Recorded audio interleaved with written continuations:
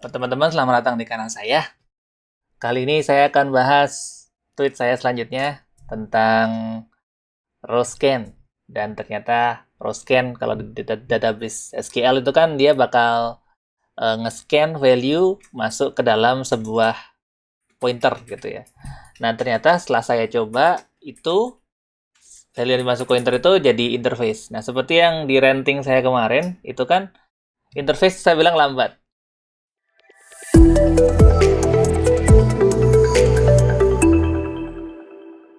Jadi kalau kemarin itu yang fakta, interface itu pasti lebih lambat. Sesimpel itu. Terus kemudian ada beberapa yang berargumen termasuk di komentar di video saya kalau itu harus ada konteksnya atau ada trade-off-nya.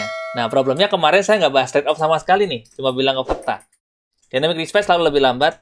Yang kedua, function yang nggak inline itu selalu lebih lambat. Dan kalau kita abuse interface, itu artinya ya aplikasi kita akan lebih lambat. Walaupun itu marginal, tapi tetap lebih lambat gitu. Misalkan mau dibandingkan dengan I/O gitu ya, dengan I/O. I/O-nya millisecond, kita kan cuma menghemat nanosecond, jadi nggak worthy. Nah, worthy itu kan opini, tapi kalau itu tetap lebih lambat beberapa nanosecond, itu tetap sebuah fakta. Kita akan bahas tentang trade-off sama sekarang. Nah, ini berarti ada opini nih, ada kesimpulan gitu ya. Ada kesimpulan dari fakta yang udah ada. Pertama, saya kemarin nemu kalau row scan, kita ngelakuin DB query row scan, itu objek yang masuk tuh pasti kabur ke heap. Nah, heap ini fakta lagi, kalau masuk ke heap tuh lebih lambat. Itu faktanya. Apakah itu lebih worthy atau enggak, nanti kita lihat. Yang kedua, query pakai PGX makan 22 alokasi, sementara LabVIEW 48. Ini saya nggak akan bahas di sini, saya akan bahas yang pertama dulu. Kenapa bisa seperti itu? Ternyata saya juga salah. Sebabnya kabur ke heap bukan karena pointer. Oke, kita mulai dengan sebuah kode yang simple aja. Ya, saya bikin sebuah incrementer. Si incrementer ini akan mengincrement int sebuah integer yang kita lempar sebagai pointer. Pertama ada namanya plus incrementer. Yang kedua ada plus one incrementer. Ini nggak ada bedanya sebenarnya. Karena yang satunya di plus, satunya cuma di copy ke variabel baru kemudian tambahin satu. That's it. Ini gunanya cuma buat ngebikin dua implementasi dari sebuah interface. Segampang itu. Kemudian yang bawahnya di ignore aja. Kita mau lihat di tesnya. Nah, kalau kita lihat di sini kita buat sebuah variabel i incrementer, kemudian ada p plus incrementer dan a plus one incrementer. Saya bikin satu lagi q plus incrementer. Nah, di sini saya masukkan alamat p dan a ke interface i, gitu ya. Sehingga kita bisa panggil runtime. Pertama kita simpan ke i increment integer n1, kemudian yang kedua i increment int n2. Nah, lalu kita panggil p dan a increment int langsung ke n3, n dan n4. Yang terakhir kita pakai q yang plus incrementer ini ke n5. Gitu. Jadi apa efeknya? Apa efeknya ketika kita punya sebuah objek lalu kita simpan sebagai pointer, kita assign ke interface. Ya. Di sini saya mau tekankan satu fakta, kalau kita simpan sebuah pointer ke interface, itu akan kabur ke heap. Jadi P dan A ini akan kabur ke heap. Artinya apa? Heap lebih lambat. Jadi kalau nggak perlu, nggak usah lah di-assign ke interface, langsung aja pakai objeknya. Perlu atau enggaknya tergantung. Nah, itu makanya tadi ada tergantungnya. Tapi fakta kalau interface lebih lambat itu benar. Apalagi dengan seperti ini, P masuk ke P assign ke sebuah interface, pointernya, P dan A ini akan masuk ke heap. Nah, kita lihat hasilnya. Efeknya di mana? Nah, saya udah jalanin, go test run, test incrementer, gcflux main 1. Yuk. Ya, ini ada di line nomor 17, 21, 23, 24, dan 26. Kita lihat bagian testing. Ya, bagian testing. Di sini kelihatan ya, di testament go 58T does not escape ya, bagian ini nggak pergi. Nah, P sama A di sini kabur ke heap. Nah, Karena P dan A ini kabur ke heap, ketika kita eksekusi I, kita panggil increment in itu ke I, ya, ketika itu sebuah interface, ini increment kan interface, kita apply ke pointer ke N1. Nah, N1 juga kabur ke heap. N2 juga kabur ke heap. Walaupun sebenarnya ini masih di stack. Kalau kita lihat kayaknya masih di stack frame-nya test incrementer, tapi enggak, dia kabur ke heap. Kenapa? Karena ketika kita ngomongin interface, compiler sudah nggak tahu lagi ini lifetime-nya seberapa lama, kemudian interface ini bakal diisi apa aja ketika runtime. Jadi lempar aja ke heap, dikasih ke GC gitu. Sehingga ya udah N1 dan N2 walaupun di sini cuma primitif integer 64 akan disimpan ke heap. Nah, tadi. Oke. Kemudian jadi kalau kita langsung eksekusi eksekusi P dan A ini langsung ke N3 N4 ya, langsung tidak lewat interface. Yang nggak pergi ke heap sih. N3 dan N4 tetap ada di stack karena dia tahu tipenya plus incrementer dan N3 dan N4 ini ada di stack frame yang sama dengan test incrementer sehingga pas dipanggil ini ya N3 dan N4 tidak kabur ke heap. Nah, ini. Yang terakhir kalau kita pakai, coba lihat, kita jalankan lagi. Yep. Walaupun jadi pointer, walaupun ini pointer ya, walaupun key ini pointer, tetap nggak kabur ke heap. Dan N5 ini tidak kabur ke heap. Karena walaupun ini pointernya ini dia tahu kalau dia ada di stack. Sehingga ketika dia ada di stack, dia nggak pernah dipakai di luar fungsi test incrementer ini. Yang terjadi adalah key ini akan disimpan di stack. Jadi artinya apa? Walaupun di sini kita deklarasikan sebagai sebuah concrete type, tapi ketika kita assign sebagai pointer ke dalam sebuah interface, udah hilang tuh safety-nya. Dia nggak tahu tuh berapa lama si P dan A ini ada di sebuah fungsi. Dan ketika kita pakai interface, kita pakai concrete, walaupun dia pointer, dia tahu queue ini nggak pernah pergi. Jadi proses tadi ngedeteksi mana bakal pergi ke heap atau enggak namanya escape analysis. Gitu. Jadi itu pertama soal assign interface. Kesimpulannya, pertama, kalau kita masukin sebuah tipe walaupun konkret masuk ke interface, itu sudah hilang lifetime detection-nya di escape analysis sehingga dia akan masuk ke heap. Kemudian kalau kita masukin pointer ke dalam parameter sebuah interface, si parameter tadi akan hilang juga ke heap. Artinya apa? Semuanya di heap, udah masuk ke GC. Itu. Kita nggak ada guna lagi nih, stack-nya. Itu. Oke, itu satu. Kedua, saya akan bahas tentang selanjutnya tuh, yang tadi, yang SQL rows itu kenapa dia akan pindah ke heap gitu. Di sini saya buktiin lagi ya. Jadi buktiin kalau seperti itu. Nah, saya bikin sebuah tipe ini buat lengkap aja, sebuah tipe incrementable. Incrementable itu artinya sebuah tipe yang bisa di-increment ya. Bisa custom, jadi biar behavior-nya mirip dengan SQL scanner dan valuer. Lalu yang kedua kita punya increment any. Nah, increment any itu sebuah interface. Ketika kita punya increment any cuma ngelakuin seperti ini. Dia nerima sebuah n tipenya bisa any atau interface, kemudian n-nya itu bisa nil. Kalau kita nil, return do nothing. Ya. Lakukan bebas, tidak lakuin apapun. Kemudian kalau kalau dia integer 64 di plus 1, integer 32 di plus 1 juga ini sama, implementasinya persis. Float 3 float 64 juga mirip. Seperti ini karena emang nggak bisa multiple gini ya. Kalau multiple dia akan jadinya balik ke interface lagi. Jadi bagian ini akan dideteksi oleh compiler. Jadi dia tahu tipenya apa. Dan plus ini jalan di integer 64, integer 32 dan integer juga. Kalau dia nemu sebuah n ini incrementable, dia akan eksekusi increment. Kalau dia bukan semua tipe ini ya do nothing, tidak ngelakuin apapun. Dia juga akan ngedeteksi kalau n-nya itu nil. Ya, kalau dia nil juga akan do nothing. Nah, fungsi ini sama dengan SQL row scan, persis sama. Karena dia akan menerima sebuah any dan dia akan ngelakuin operasi-operasi di tipe-tipe primitif dan sebuah tipe scanner atau valuer. Nah, kalau kita lihat di sini, kita lihat jalankan. Ada test incrementer any, ada integer 64, 32, dan sebuah incrementable string. Ya, incrementable string ini operasinya cukup sederhana. Dia cuma ngelakuin ini aja, dia cuma implement dinaikin doang nih. Tapi jadinya string, di-convert jadi string.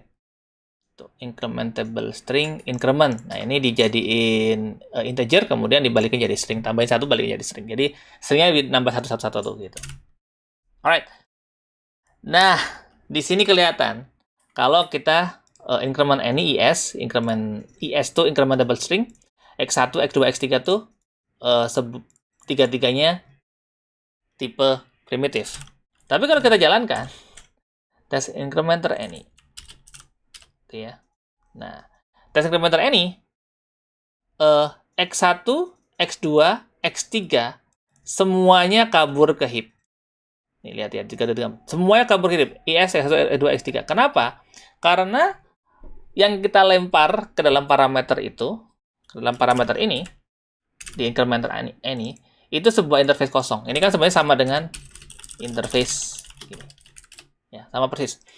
Jadi increment any ini akan menerima sebuah interface, dan interface ini ketika walaupun sudah dilakukan switch case seperti ini jadi apa?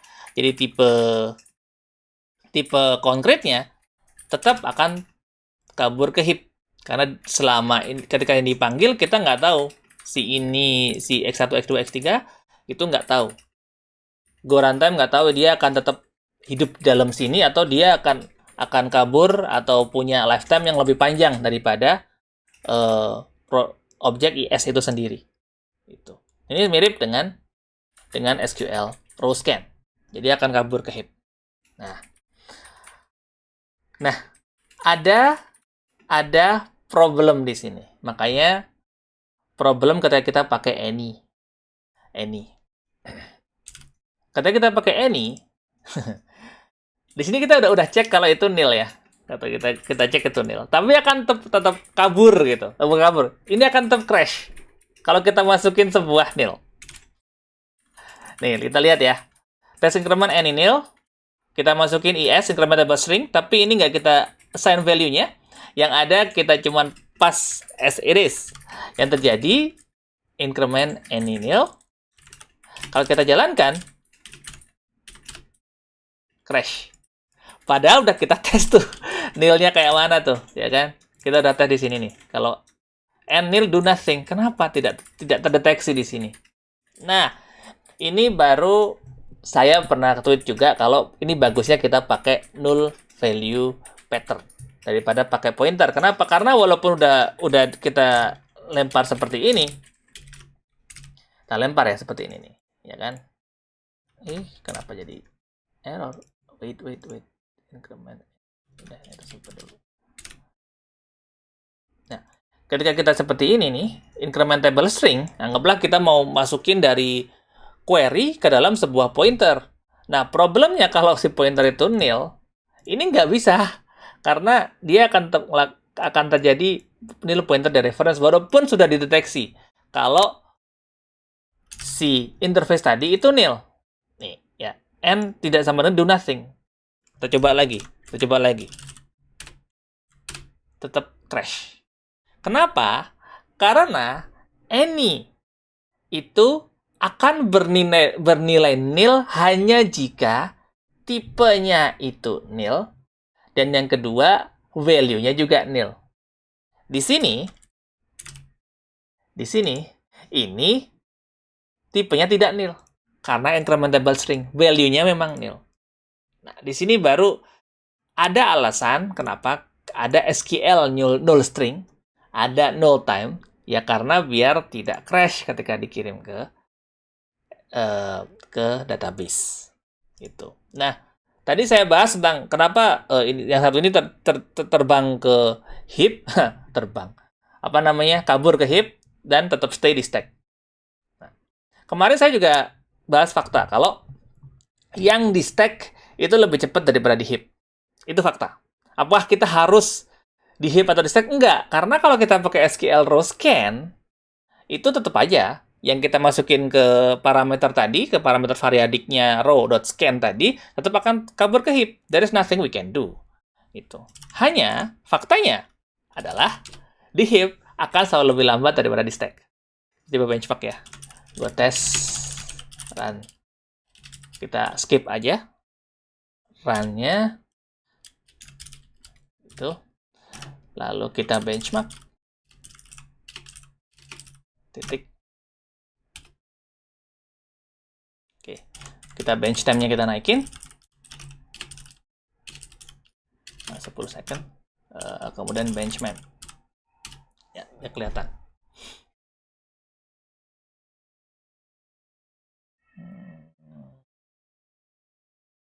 Ya, yang stack udah selesai. Yang heap masih OTW, belum selesai. Ya. Oke, dilihat ya. Di sini ada 8 byte per operation dan ada 1 alokasi per operation. Nah, di sini kelihatan ya. Kalau kita increment dan varie 1 ini nggak kabur karena kita pakai P. Tapi ketika P ini kita assign ke sebuah interface, just because aja, oke itu pakai interface A gitu ya. Lalu kita coba ngelakuin operasi dalam sebuah tight loop. Yang ada, tentu saja, heap akan lebih lambat daripada stack. Jadi V1 ini akan kabur ke heap. Kalau kita mau lihat gcflex,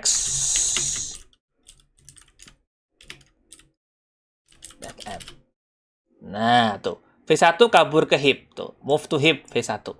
P-nya juga kabur ke heap. Dan yang ini Y1 nggak ada tuh, Y1 nggak kabur ke heap sama sekali. Dia tetap ada di dalam stack di sini.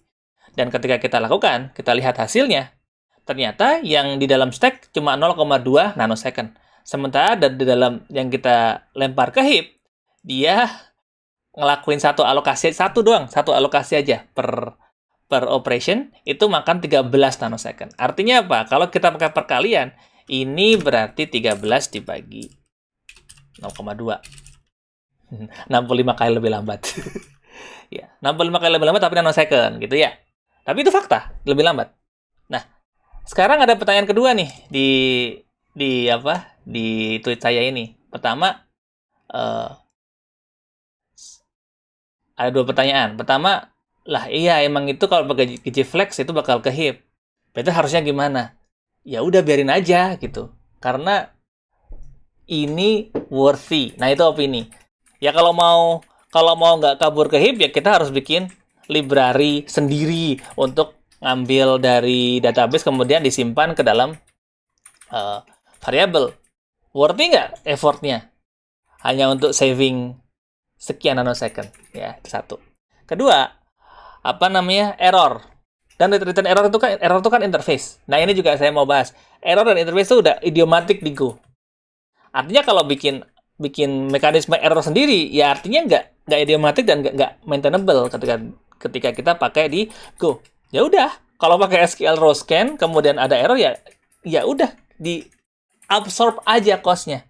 Absorb cost kalau variabel-variabel tadi itu akan kabur ke heap, dan artinya kita ngabsorb performa itu, cost dari performa tersebut. Gitu. Itu yang saya mau tekankan sih, bukan kayak ini lebih cepat jadi semuanya harus dimasukin ke stack gitu. Enggak. Tapi kita sadar kalau kita mau ngambil cost tersebut. Sehingga ketika kita pakai interface itu nggak willy-nilly. Ini kan willy-nilly ya, suka-suka ya gitu ya. Ini bedanya cuma satu nih. Yang ini langsung pakai concrete type-nya, yang satunya lagi di-assign ke interface. That's it. Gunanya apa? Tidak ada gunanya sama sekali. Ini nggak ada gunanya. Tapi jadinya kita ngambil cost 13 kali lebih, berapa tadi? 65 kali lebih lambat just because. Ini yang kita hindari, just because, karena bisa aja gitu. Kemudian yang kedua nih. Ini Mas Agung ini bilang kalau kita terapin konsep service revo dengan dependency injection tanpa interface. Dengan interface hasilnya adalah satu fungsi interface 2-3 kali lebih lambat. Atau kalau ditambah lagi, dependensinya bisa lebih banyak lagi. Benar lah, emang itu cost yang harus kita absorb ketika kita pakai dependency injection dengan interface. Sehingga pertanyaannya jadi worthy nggak? Gitu aja. Worthy nggak? Nah, worthy itu udah opini, itu udah dimensinya lebih dari satu, nggak cuman speed, nggak cuma performa. Dimensinya ada satu lagi, yaitu effort. Nah, satu effort, kedua testability. Nah, kalau teman-teman pakai interface, kemungkinan kita bisa pakai fake, kemudian bisa pakai apa namanya database aslinya. Nah, apakah itu worthy? Tergantung dari teman-teman. Yang kedua, saya biasanya nggak pernah pakai mock, karena mock itu buat saya useless. Apa gunanya saya harus tahu daleman dari sebuah implementasi cuman buat tahu kalau saya load, saya query ini hasilnya adalah sebuah objek yang sudah saya setting. Mendingan saya pakai Docker atau pakai apa, jalanin fake database, kita seed, kemudian di load. Nah, dengan cara seperti itu sebenarnya buat saya itu nggak worth it, jadi udah pakai concrete type aja. Yang kedua juga, kalau memang service kemudian repository dan segala macam itu berapa jumlah instansinya? Apa kita akan bikin multiple implementation? Kalau nggak usah pakai interface. Ngapain gitu? Langsung aja masukin. Tidak ada masalah dengan memasukkan implementasi ke dalam concrete type ke dalam Go. Karena apa? Karena next time kalau emang kita perlu beberapa implementasi, kita bisa refactor out jadi sebuah interface. Di situ kita lihat ada cost-nya. Ada beberapa implementasi daripada pakai switch case, lebih enak pakai interface. Betul. Itu. Nah, dengan seperti itu, konturnya lebih maintainable, walaupun again, faktanya kita ambil cost performa. Jadi ini yang kemarin saya full fokus ke fakta kalau itu lebih lambat. Karena saya mau tekankan kalau ya itu nggak free gitu. Terus ketika datang argumen kalau data tergantung itu udah nggak cuma satu dimensinya lebih dari satu, dimensinya lebih dari speed. Tapi kalau kita ngomongin speed itu lebih lambat.